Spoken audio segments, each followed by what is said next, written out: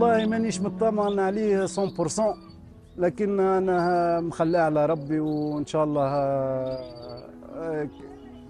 تجربه. عمره 21 سنه وشجعته هنا على الهجره. لو كان جت موجوده الحلول ويعني حتى على المدى طويل شويه ما يسالش، نجم ولدي نقنعه بشغل، نقول ولدي راهو ابسط مرافق العيش نتاع الشباب في غرديمه وما عندناش.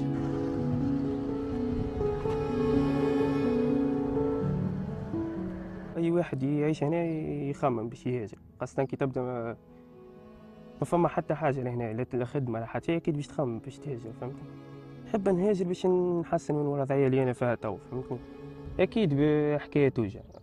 ديجا ديما كل عام ديما فما عباد تجي تتفرج كذا، فما جو في البلاد خير من اللي تسمع غير ديما تحلت 100 سنه في 100 سنه باش تحل ما تجيش جنب.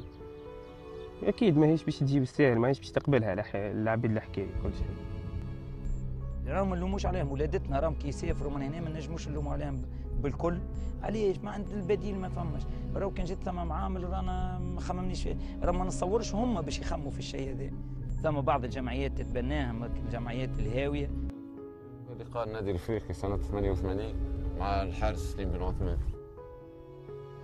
الفتره اللي لعبنا فيها نحن كجمعيه كلاعبين قدامى كانت في اواخر السبعينات والثمانينات والتسعينات، كانت من احلى الفترات نتاع الجمعيه الغرديمه رغم قله الامكانيات.